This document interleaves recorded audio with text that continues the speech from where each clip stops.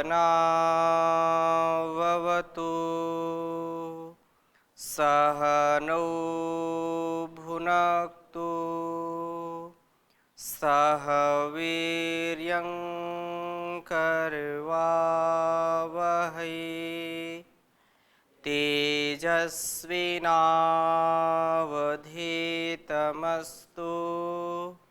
मा विद्विषावहै।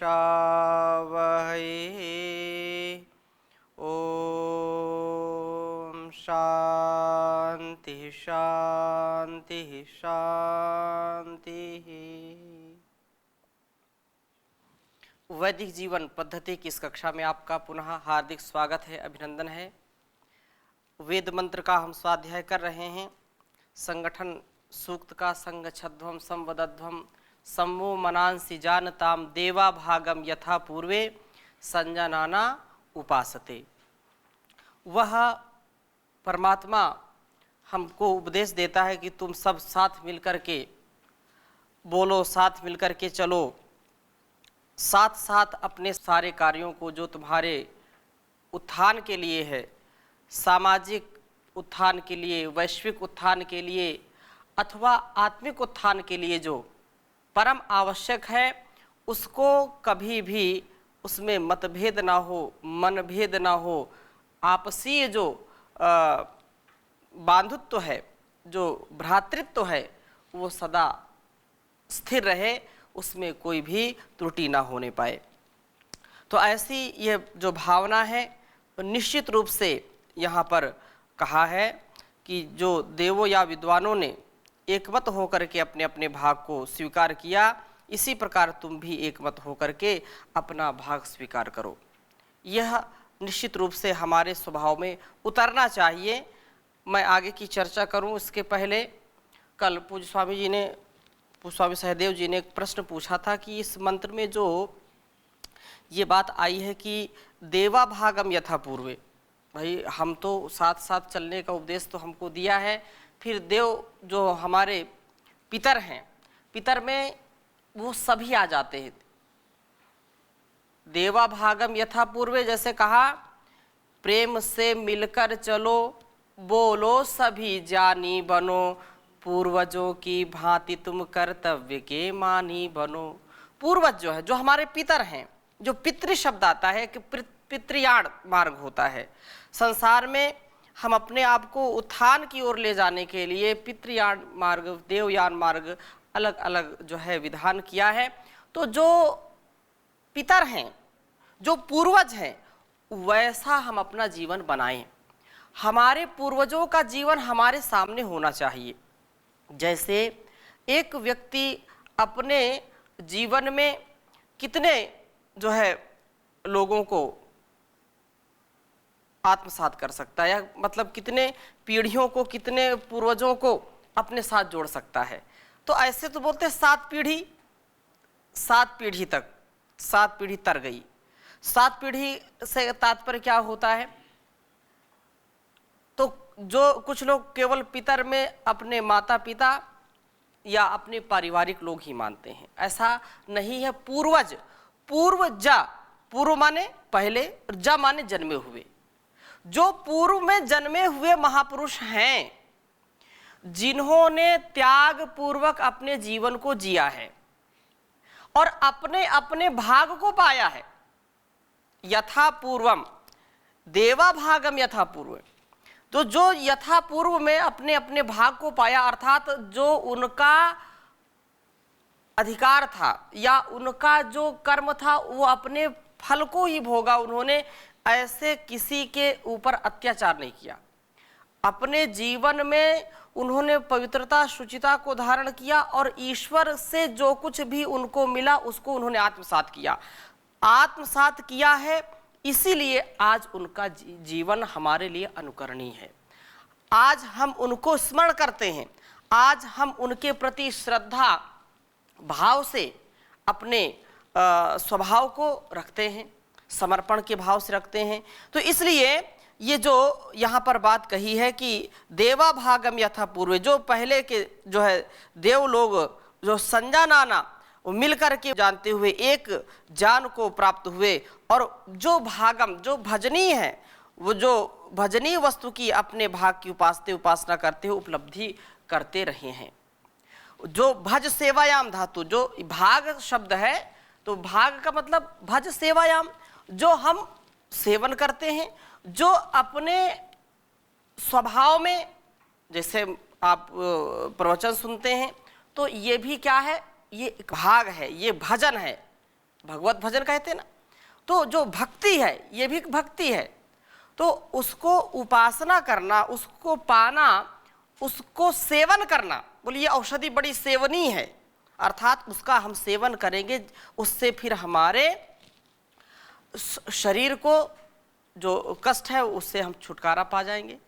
ऐसे ही उन्होंने अपने कृतित्व और व्यक्तित्व को निखारा है, उस जीवन को जी करके जो वेदों ने उनको समझाया, बताया, उसको स्वीकारा है। तो जैसा उन्होंने अपने जीवन को जिया है वैसे हम भी अपने जीवन को जिए। इसलिए यहाँ पर कहा कि देवा भागम यथा पूर्वे संजानाना उपासते, वो निश्चित रूप से वह उपासनीय है, वह हमारे लिए अनुकरणीय है, जो हमारे लिए सब प्रकार से उत्थान का मार्ग प्रशस्त करता है, जैसे हमारे पूर्वजों ने इस मार्ग को अपनाया था। जी ओम स्वामी जी, जैसे इस मंत्र में कहा गया है कि संगच्छध्वम संवध्वम संवो मनान से जानताम, ये संवो मनान से जानताम सभी का मन एक समान हो, ऐसा कहा गया। तो इस संदर्भ में हम ये पूछना चाहते हैं कि सभी का मन एक समान कैसे हो सकता है? सभी के अपने अपने प्रारब्ध है, अपने अपने कर्म हैं जी। तो किसी के निचले स्तर का, किसी का उच्च स्तर का, किसी का रजतम से संबंधित, तो इसको एक समान कैसे किया जाए? या आज के संदर्भ में देखें तो अव्यवस्थित जिस तरह से है सभी अपने अपने, तो उस हिसाब से इसमें क्या इसका ये हो सकता है? एक साथ सबके मन कैसे हो सकते हैं, प्रश्न उचित है, परंतु यहाँ पर दो चीज़ें मैं आपके समक्ष रखना चाहूँगा। हमारी दो चीज़ें हमको सदा प्रेरित करती हैं, एक इच्छा, एक अभिप्सा। एक इच्छा और अभिप्सा। जो लौकिक सुख हैं, जो भौतिक सुख हैं, उनकी हम इच्छा करते हैं, उनकी हम क्या करते हैं? इच्छा करते हैं। और एक ये है कि जो हमारे लिए आत्मीय है, आत्म कल्याण के लिए है, उसकी हम अभिप्सा करते हैं।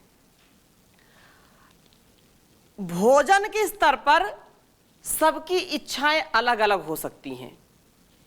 भोजन की जो किसी को नमकीन पसंद है, किसी को मीठा पसंद है, किसी को चरपरा पसंद है, किसी को खट्टा पसंद है, अम्लता उसको पसंद है। सबके अगर सैकड़ों हजारों लोग हैं तो सबकी चॉइस अलग अलग होगी। सबके जो खाने की मनोवृत्ति होगी, भोजन के विषय में सबके मन क्या होंगे? अलग अलग होंगे।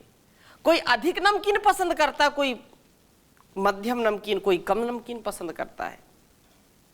भोजन 5 सदस्य हैं घर में, और 5 सदस्य जब माँ भोजन बनाती है तो 5 सदस्य का ध्यान रख करके भोजन बनाती है। किसी को वो शाक पसंद आता है, किसी को नहीं आता है, कोई उसको कम खाता है, कोई नहीं खाता है। तो जब एक घर में 5 सदस्यों का, 4 सदस्यों का, यहां तक कि 2 सदस्य भी अलग अलग जो है मनोवृत्ति के होते हैं, अलग अलग विचारों को होते हैं भोजन के स्तर पर, क्योंकि वो भौतिक चीज है। तो इसमें जो भौतिकता के लिए लोग जीवन जीते हैं, उनके विचार तो स्वाभाविक बात है कि वो अलग अलग ही होंगे, एक नहीं हो सकते हैं, एक नहीं हो सकते हैं। हाँ, एक होने का एक ही उपाय है कि सब ये चाहते हैं कि हमारी उन्नति हो, हम धनवान हो, हमारे अंदर शारीरिक, मानसिक, आत्मिक, सामाजिक, जन बल, धन बल, सब प्रकार का बल चाहिए, ये सबकी इच्छा है। इसमें तो एक मत है सब। लेकिन फिर उसमें किसी को राजसी जो है राजसिक सुख की कामना होती है कि वो बिल्कुल राजाओं जैसा ठाट बाट चाहता है, और कोई ऐसा चाहता है कि नहीं मैं ऐसा बिल्कुल इतना धनवान हो जाऊं कि मुझको कुछ करना ना पड़े, बस बिस्तर पर मखमली बिस्तर पर मैं पड़ा रहूं। एक ये सुख है, ये भी एक ऐश्वर्य है। एक ऐश्वर्य ये है, वो सात्विक ऐश्वर्य है, उसमें अलग इच्छा है कि मेरे अंदर सब प्रकार का सामर्थ्य हो जिससे मैं दूसरों की भलाई कर सकूं। तो सब तो चाहते हैं उन्नति, सब चाहते हैं धन, सब चाहते हैं ऐश्वर्य, लेकिन तीन कैटेगरी हो गई, तीन उसके विभाग हो गए अपने अपने, जैसे आपने कहा गुण कर्म स्वभाव, और उसके संस्कार से क्या हो गया, वो विभाग अलग अलग हो गया, सबकी इच्छाएं अलग अलग हो गई। लेकिन जो आत्मिक उन्नति है, जो मुक्ति की इच्छा है, जो आंतरिक शांति की इच्छा है, उसको हम अभिप्सा कहते हैं। और वो चाहे अमीर हो चाहे गरीब हो, चाहे वो राजा हो चाहे रंक हो, चाहे वजीर हो चाहे फकीर हो, सब चाहते हैं कि हमको सुख और शांति मिले, हमारी आत्मोन्नति हो, आत्म हनन हम ना करें, आत्म विमुख ना हो। वो अंतिम जो मांग है, जो अभिप्सा है, जो एक धर्म अर्थ काम मोक्ष का जो एक मार्ग है, उसमें सबको एक विचार रखना पड़ेगा। भौतिक सुख के लिए अलग अलग, जैसे मैंने कहा, किसी को जो है कुर्ता पैजामा पसंद है, किसी को पठानी सूट पसंद है, कोई जीन्स पहनना चाहता है, अलग अलग जितने परिधान है, मतलब सैकड़ों उदाहरण आप ले सकते हैं। यहां तो विचार अलग अलग हो सकते हैं, लेकिन सब चाहते हैं कि मेरा परिवार सुखी हो, मेरा राष्ट्र सुखी हो, मेरा राष्ट्र उन्नत होगा तो मैं उन्नत होऊंगा। तो ऐसी जो राष्ट्रीय उन्नति है, जो सामाजिक उन्नति है, जो आत्मिक उन्नति है, जो परस्परता का विश्वास का संबंध है, उसमें सब एक ही मत होने चाहिए। अब बात स्पष्ट हो गई? इसमें एक मत होंगे तभी उन्नति होगी। मैं एक उदाहरण और देता हूं। जो तामसिक, राजसिक या कुत्सित बुद्धि के होते हैं, वो लोग भी अपने जीवन में चाहते हैं कि हमको विश्वास पात्र लोग मिले। जो ज्यादा व्यभिचार करने वाला या व्यभिचारिणी या व्यभिचार करने वाला कोई स्त्री पुरुष है और उसका भी विवाह होता है, तो क्या कल्पना करता है वो कि मेरी पत्नी पतिव्रता होनी चाहिए, मेरा पति पत्नीव्रता होना चाहिए, अर्थात परस्परता में शुद्धता, शुचिता चाहते हैं सभी। तो ये क्या है, इसमें सबके मन एक समान होने चाहिए। दिन भर व्यक्ति असत्य बोलने वाला, झूठ बोलने वाला है, लेकिन वो भी चाहता है कि मेरा बेटा बेटी, मेरी पत्नी या मेरे जो भी सगे संबंधी मेरे मित्र हैं, मेरे से झूठ ना बोले। विचार क्या है, वहां तो सब चाहते हैं ना कि मेरे से सत्य बोले, लेकिन वो दूसरों से क्या बोलता है, असत्य बोलता है। तो ये इसलिए कहा सम्मो मनांसि जानताम। हम जो है, हे मनुष्यों सदा मिलकर के चलो और मिलकर आचरण करो, मिलकर बोलो और तुम्हारे मन मिलकर के सदा एक निश्चय किया करें। यह दैवी नियम है, दैवी संपद है। एक संकल्प हो, देव लोग सदा संजानाना और होकर के समान मन और जान वाले होकर ही अपने कार्य भाग को निभाते आए हैं। वो उनमें कभी भी कोई ऐसा नहीं, यथा मनसी तथा वचसी, यथा मनसी तथा वचसी, जैसा मन में वैसा वाणी में। इसलिए यद मनसा मनुते तद वाचा वदति, मन में जो है वही वाणी में होना चाहिए। यही महात्माओं का लक्षण है, यही महापुरुषों का, सज्जनों का लक्षण है। इससे विपरीत लक्षण यदि मन में कुछ है, वाणी में कुछ है, जो यहां पर बात कही है उससे यदि भिन्न है, तो इसका तात्पर्य यह है कि उसमें मनुष्यता के लक्षण नहीं है। मनस्य एकम वचस्य एकम, कर्मद एकम महात्मा नाम, मनस्य अन्यत वचस्य अन्यत कर्मन अन्यत दुरात्मा नाम। क्योंकि मन में कुछ दूसरा चल रहा है और बोल कुछ दूसरा रहा है, करना कुछ तीसरा काम है, तो वो दुरात्मा है। दुरात्मा है वो असुर प्रवृत्ति वाला है, वो महात्मा नहीं हो सकता है, वो दुरात्मा है। इसलिए हम एक बने नेक बने, जैसा मन में हो वैसा वाणी में होना चाहिए। इसलिए इस बात को यहाँ पर कह रहे हैं। ये वस्तुतः यह मनो द्वारा ज्ञान की एकता वास्तविक एकता है। मन की एकता होने पर वचन और कर्म आचरण भी एक होने में कुछ देर नहीं लगती। ये बड़ा वैज्ञानिक है। इस तथ्य को कितनी बार आप समझिए। आप यदि मन में किसी के प्रति ईर्ष्या द्वेष का भाव रखते हैं तो वाणी उसके प्रति अच्छी निकल ही नहीं सकती। यदि छल कपट है, एक बार बोलेंगे, दो बार बोलेंगे, लेकिन कभी ना कभी उससे कड़वी बात निकल ही जाती है। और जिसके प्रति हमारा प्रेम होता है वो चाह करके भी नहीं निकलती, चाह करके भी वो अच्छी ही वाणी निकलती है। इसलिए मन का एक होना परम आवश्यक है। यदि मन एक है और दूर दूर भी है, कोई बात भी नहीं हो पा रही है, तो भी वो प्रेम से अपने जो है भावों को आदान प्रदान कर सकते हैं। इसलिए कहते हैं कि होली में जब लोग गले मिलते हैं तो लोग दिलों में तो जो है खुराफात भरी है, और गले मिलने से क्या लाभ है? सारे गमों को भुला करके होली मिला, इसलिए एक तो प्रतीक है। अलग अलग पर्व त्योहार होते हैं जिनमें कुछ हमको संकेत किए जाते हैं, हमको कुछ बताया जाता है, समझाया जाता है कि ऐसे जीवन को जीना है।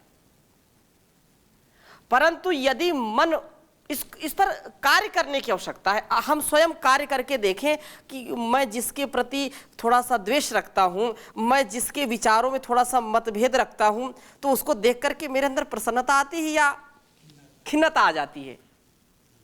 खिन्नता आती है, क्योंकि उसके प्रति द्वेष है। द्विष अप्रीतौ, द्विष अप्रीतौ धातु जो है, वो जो द्वेष क्यों उत्पन्न होता है? क्योंकि उससे अप्रीति है, उससे प्रेम नहीं है। और जिसके प्रति प्रेम है, जिसके विचारों से, जिसके वाणी व्यवहारों से हम उत्साहित होते हैं, वो भले ही हमको कभी नहीं मिला, लेकिन उसकी वाणी सुन करके या उसको देख करके हमारे अंदर उसके प्रति श्रद्धा का भाव उमड़ता है। ये बहुत जो है मनोवैज्ञानिक बात है। और उसको देख करके फिर उत्साह आता है, उसमें इतने जो है सकारात्मक हार्मोन्स का सिक्रेशन होता है कि व्यक्ति ऊर्जा से भरपूर हो जाता है। और यदि मन हमारे नहीं मिल रहे और बगल में बिठा दो तो खून सूख जाएगा, कुछ नहीं बोलेगा। लेकिन ये व्यक्ति जिससे हमारी बोले पटरी नहीं खाती, इससे पटरी नहीं खाती है, इससे जो है हमारा तालमेल नहीं है, इससे हमारा जो है 36 का आंकड़ा है। क्या है? 36 का आंकड़ा है। तो ऐसा व्यक्ति यदि बगल में बैठा हो तो समझो कि उसका अंदर अंदर उसकी जो है हड्डियां सुलग रही हैं, और वो अपने आप, क्योंकि मन एक नहीं है, और मन एक नहीं है तो वाणी भी एक नहीं हो सकती है, व्यक्ति बीमार हो जाता है।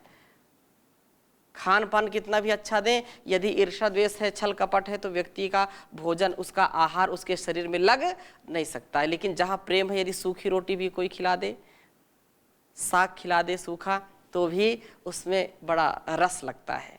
और वैसे कोई कितना बड़ा रस भरी खिलाए, रसगुल्ला खिलाए, और लेकिन उसके प्रति ईर्ष्या द्वेष छल कपट है, तो वो हजम नहीं होगा। इसलिए पति पत्नी में, परिवार में, बच्चों में बड़ा स्नेह होना चाहिए। पूरे परिवार में ये जो मंत्र है, इसका एक आधार बना करके अपने जीवन के व्यवहारों को ठीक करना चाहिए। तो आचरण की एकता की बात कही है, और मन की एकता होने पर वचन और कर्म का मतलब एक ही हो जाता है। इसमें कुछ देर नहीं लगती। देखो, यह देव लोग सब जगह संजानाना ही होकर के कार्य कर रहे हैं। आधिदैविक जगत में देखो, अग्नि वायु आदि देव जगत संचालन के लिए इकट्ठे हो रहे हैं। जैसे मैंने पिछली कक्षा में उदाहरण दिया था, हमारे शरीर में 5 देव कार्य कर रहे हैं। अगर इनमें से एक भी अपने कार्य को छोड़ दे तो हमारा शरीर चलेगा क्या? नहीं चलेगा। अग्निदेव काम करना छोड़ दे, जठराग्नि समाप्त हो जाए तो हमारा जीवन चलेगा? भोजन पचेगा क्या? शरीर ठंडा पड़ जाएगा, उसके हाथ पैर भी जो है रगड़ने पड़ते हैं। यदि वायु, प्राणवायु का यदि थोड़ा सा भी इधर उधर डिसबैलेंस होता है तो हमारा शरीर क्या चलेगा? नहीं चलेगा, नहीं चल सकता है। तो जो भी परमात्मा ने बनाया है, ये सारे देवता भी अपने अपने कार्य को बड़ी अच्छी प्रकार से कर रहे हैं।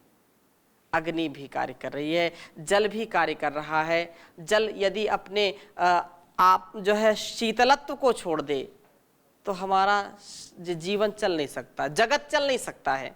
तो सारा संसार संजानाना उपासते, हाँ, संगच्छध्वम संवदध्वम की वाणी बोल रहे हैं। तो ऐसा हमारे अंदर सामर्थ्य होना चाहिए, एक जैसा। गुणकर्म स्वभाव अलग भी है, जैसा हनुदेव जी ने पूछा, और ये यथार्थ है कि हम सबके गुणकर्म स्वभाव संस्कार अलग अलग हैं, लेकिन जो कल्याणकारी है, जो हमारे लिए आत्म सुखकारी है, आनंदकारी है, इस राष्ट्र और समाज के लिए, विश्व के लिए जो कल्याणकारी है, उसमें महर्षि दयानंद लिखते हैं कि सर्वहितकारी सामाजिक कार्यों में सबको क्या रहना चाहिए? परतंत्र रहना चाहिए, स्वतंत्र नहीं रहे। सामाजिक कार्यों में हमको परतंत्र रहना चाहिए, क्योंकि वही हमारी उन्नति का कारण है। अतः निश्चित रूप से हमको समझना चाहिए कि संसार में जो कुछ भी हो रहा है, उस ईश्वर की व्यवस्था में सुचारू रूप से चल रहा है, उसका ही यह प्रकाश, यह उसका ही सामर्थ्य है। अध्यात्म में प्राण, इंद्रियां और देवों को देखो, ये भी संगठित होकर के जीवन को चला रहे हैं। चाहे नेत्र हो, कान हो, नासिका हो, मुख हो, ये त्वचा हो, त्वक हो, ये अपने अपने कार्य को करते हैं ना। आँख देखने का काम करेगी, कान देखने का काम नहीं करेगा। देख करके, सुन करके ही हम कोई कार्य करते हैं। तो सब देव मिल करके एक कार्य कर रहे हैं, एक की उन्नति के लिए सब कार्य कर रहे हैं। अतः हम एक जैसे बने। इस मकान में आप बैठे हैं, अगर ये अपना अपना कार्य ना करें, सीमेंट, मोरंग, सरिया, ईंट, पत्थर जो भी हम प्रयोग करते हैं, वो इतना जब संगठित हो जाते हैं, मोरम अलग रखी है, सीमेंट अलग रखा है, जो भी मसाला है बनाने का, अगर उसको मिलाया जाए तो क्या ये मकान बन सकता है? बन सकता है क्या? रामचरण जी, बन जाएगा क्या? है नहीं बनेगा ना। केवल कुछ नहीं होता है, मिल करके ही, संगठित होकर के ही हम सारे संसार में विजय प्राप्त कर सकते हैं, मिल करके ही अपने जीवन को उन्नत कर सकते हैं। अतः यह वेद मंत्र बहुत बड़ा विज्ञान लेकर के, विज्ञान विशेष प्रकार का ज्ञान लेकर के हमको ईश्वर की ओर से उपदेश दिया जा रहा है कि सारा संसार यह कार्य कर रहा है। हमारी इंद्रियां भी काम कर रही हैं, और पैर में जब कांटा चुभता है तो पैर रोता है कि आंखों से आंसू आता है? आंख से आंसू आता है। ठोकर पैर में लगी है, दर्द कहां हो रहा है? हाँ, संवेदनशीलता यहां है। कहां संवेदनशीलता है? मस्तिष्क में है, पीड़ा हो रही है। तो ये, इसको समरसता कहते हैं, इसको एकत्व कहते हैं।